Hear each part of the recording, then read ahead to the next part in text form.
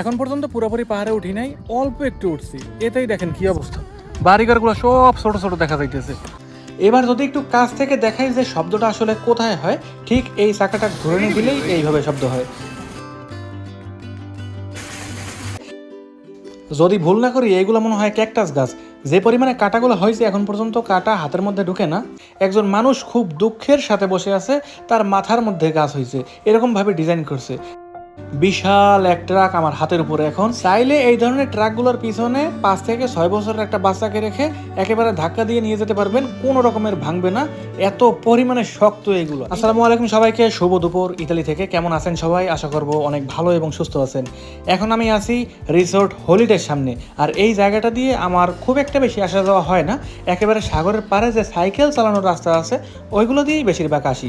একটু যদি রিসোর্ট হলিডের আশপাশের এলাকাটা দেখাই, এইটা হয়েছে রিসোর্ট হলিডের একটা পার্কিং।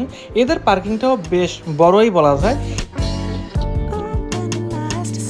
এরপরে ডান পাশে যে জাল দেওয়া আছে, জালের ওই পাশে কিন্তু সাদা সাদা কিছু দেখা যাইতেছে, এগুলো হয়েছে বড় ক্যাম্পার গাড়ি। আর এদের এই রিসোর্টের মধ্যে সবচেয়ে বেশিরভাগই মানুষ ক্যাম্পার নিয়ে ঘুরতে আসে। আমি যে রিসোর্টে কাজ করি ওইটার কথা বলতেছি। টোটাল 3টা পার্কিং আছে। এতক্ষণ যেটা দেখাইছিলাম ওইটা হয়েছে পার্কিং 2, আর এইটা হয়েছে পার্কিং 1। আর পার্কিং 3 যেটা অন্য একদিকে, এখান থেকে প্রায় 5 থেকে 7 মিনিটের মতো লাগবে ওইখানে যাইতে। নতুন করে পার্কিংটা তৈরি করছে। আর ডান পাশে যে পার্কিংটা একটু আগে বলছিলাম, এটা হচ্ছে পার্কিং 1। এইটার মধ্যে সবচেয়ে বেশি গাড়ি রাখে। এখন পর্যন্ত একেবারে ফুল, মানুষজন একটুও কমে নাই। তবে আশা করব যে আগস্ট মাসের পরেই, অর্থাৎ সেপ্টেম্বরের প্রথম সপ্তাহে এরকম আর ভিড় থাকবে না। আমি কিন্তু এখন বাসার উদ্দেশ্যে রওনা দিয়ে দিলাম। একেবারে পাহাড়ি একটা রাস্তা দিয়ে যাব। এখন পাহাড়ে ওঠার জন্য প্রস্তুত হয়ে গেলাম। এই তো বাম পাশে ঘুরেই একেবারে সোজা, মানে যত উপরের দিকে উঠবো ততই কিন্তু পাহাড়ি রাস্তাগুলো আমার সামনে পড়বে। গতকালকে রাত্রে ফুল চার্জ দিছি, মনে হয় না উঠতে গেলে এই মুহূর্তে তেমন কোনো রকমের সমস্যা হবে।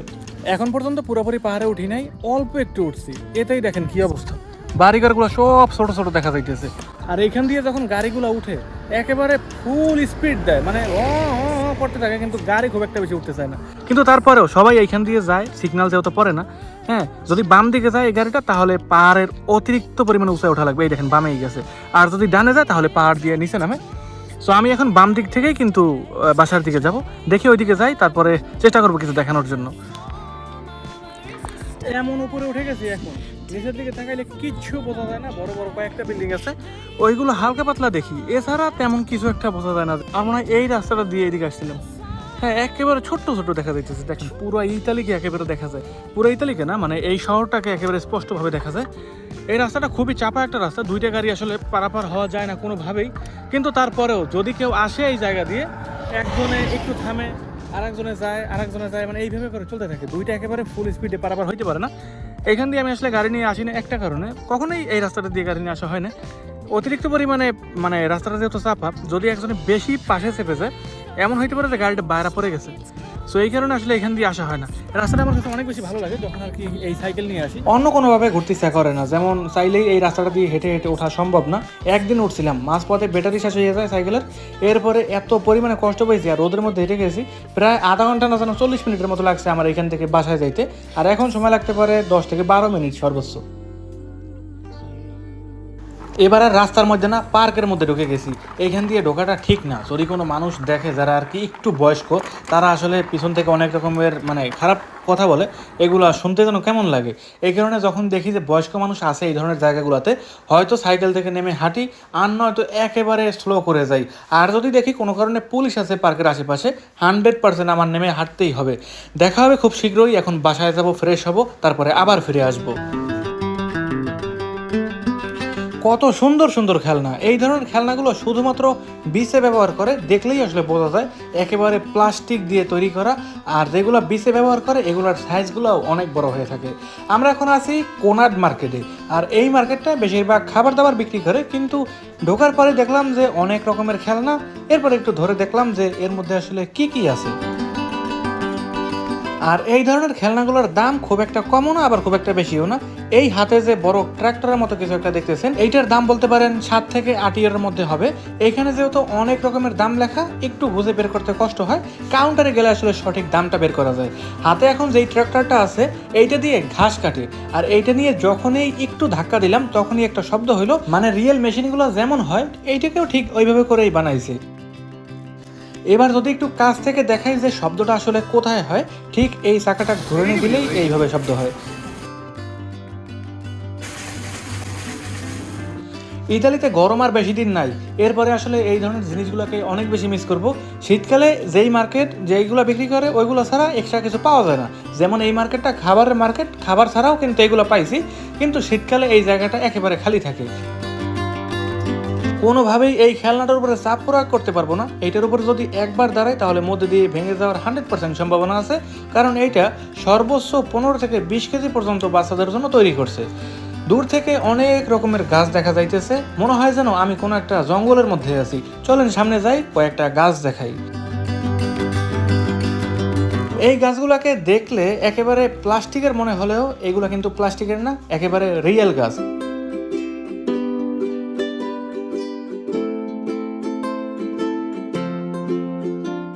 এই গাছগুলোর দামও এখানে লেখা আছে, 5 থেকে 6 ইউরোর মধ্যে এক একটা গাছের দাম আছে। এই পেশেও আরও অনেক ফুলের গাছ আছে, চলেন এইখান থেকে একটা ফুল গাছ দেখাই। এই ফুলের নাম কি তা আমি বলতে পারবো না, তবে ফুলগুলো দেখে আসলেই ভালো লাগছে, বেশ ভালো সুবাসও আছে।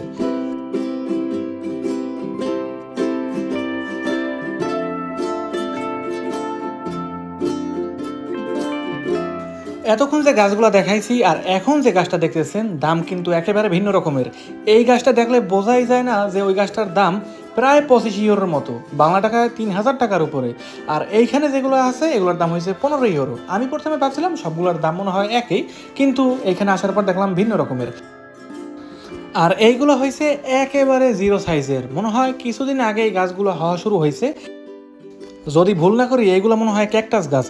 যে পরিমাণে কাটাগুলো হয়েছে এখন পর্যন্ত কাটা হাতের মধ্যে ঢুকে না, চাপ দেওয়ার পরেও মানে তেমন একটা অনুভব হইলো না যে এগুলো আসলে কাটা। কিন্তু কিছুদিন পরেই এই কাটাগুলো শক্ত হবে, এবং একবার যদি এই গাছের সাথে হাত লাগে তাহলে খুব ভয়ঙ্কর অবস্থা হয়। পুরো একটা সেট বের করে ফেলাইছি। এই দেখেন এখানে যতগুলো গাছ আছে প্রত্যেকটা গাছই বলা যায় কাটাযুক্ত গাছ। এই গাছগুলো খুব একটা বেশি পছন্দ না, বা এগুলো মানুষ কেন লাগায়, কী কারণে বাসাবাড়ির সামনে লাগিয়ে রাখে এরকম বিপজ্জনক গাছ, তা আমি বলতে পারবো না। গাছের যত্ন করার জন্য একটা স্প্রে বোতল দেখলাম, এগুলোর মধ্যে বিভিন্ন রকমের মেডিসিন মিক্স করে তারপরে গাছের উপরে ছিটানো হয়। গাছে পানি দেওয়ার জন্য ছোট্ট একটা বোতলের মতো কিছু আছে, এইটা হচ্ছে 3 লিটারের। 1.5-2 ইউরোর মধ্যে এই বোতলগুলো পাওয়া যায়। এইদিকে যা আছে এগুলো সব হয়েছে টব। অনেক সময় কিন্তু এই সমস্যাটা হয়, একটা টবের মধ্যে যদি অতিরিক্ত পরিমাণে মাটি তারপরে সার এগুলো দেওয়া হয় তাহলে কিন্তু অনেক ওজন হয়ে যায়, এক জায়গা থেকে অন্য জায়গায় সরানো যায় না। যদি এই ভারী টবটাকে এইগুলোর উপরে রাখা হয় তাহলে কিন্তু খুব সহজেই লাকেজের মতো এক জায়গা থেকে অন্য জায়গায় একটা ধাক্কা দেওয়ার সাথে সাথেই চলে যায়।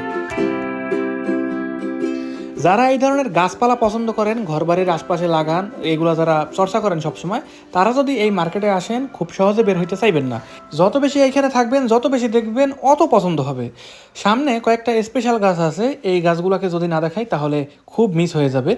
এইটা কি রিয়েল গাছ নাকি প্লাস্টিকের গাছ এখন পর্যন্ত বুঝতে পারলাম না, তবে এইটা মনে হয় না রিয়েল গাছ, যেভাবে তারা কার্পেট বিছাই রাখছে নিচে, মনে হয় না ওইটা রিয়েল। এখন যেটা ধরলাম ছোট্ট একটা কাছের বাটার মধ্যে যে গাছটা আছে, এই গাছটা অরিজিনাল মনে হয়েছে, নিচে অনেকগুলো মাটিও দেখলাম। আর এইখানে কয়েকটা স্পেশাল ডিজাইনের আছে, এই দেখেন একজন মানুষ খুব দুঃখের সাথে বসে আছে, তার মাথার মধ্যে গাছ হয়েছে, এরকমভাবে ডিজাইন করছে। এইগুলো মনে হয় ঘরবাড়ি সাজানোর জন্যই মানুষ নিয়ে যায়, মনে হয় না এটা আসলে একটা অরিজিনাল গাছ। পাশে একটা সিঁড়ির মতো কিছু আছে, ডিজাইনটা খুব ভালো লাগছে, কিন্তু একেবারে জীবনে প্রথমবার এরকম একটা ডিজাইন দেখলাম যে এরকম মাথার মধ্যেও গাছ হইতে পারে। আর এইখানে যেগুলো দেখতেছেন এগুলোর দাম 8 থেকে 9 ইউরোর মধ্যে পাওয়া যায়, একেবারে ইউনিক ডিজাইনের। কোনটা সত্য আর কোনটা মিথ্যে এটা বোঝা আসলেই অনেক বড় কষ্টের।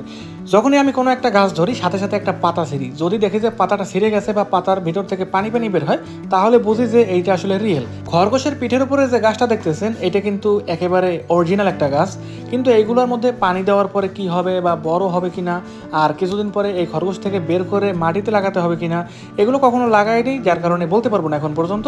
তবে মনে হয় না ওই গাছগুলো খুব একটা বেশি বড় হয়। বিশাল এক ট্রাক আমার হাতের উপরে এখন, চাইলে এই ধরনের ট্রাকগুলোর পিছনে 5 থেকে 6 বছরের একটা বাচ্চাকে রেখে একেবারে ধাক্কা দিয়ে নিয়ে যেতে পারবেন, কোনো রকমের ভাঙবে না, এত পরিমাণে শক্ত এগুলো। ইতালির রাস্তায় এই বড় ট্রাকগুলো প্রায় সময় দেখা যায় তারা আসলে ইট বালি পাথর এইগুলো নিয়ে যায়, ঠিক ওইভাবেই শক্ত করে তৈরি করছে, সহজেই ভাঙতে পারবে না বাচ্চারা।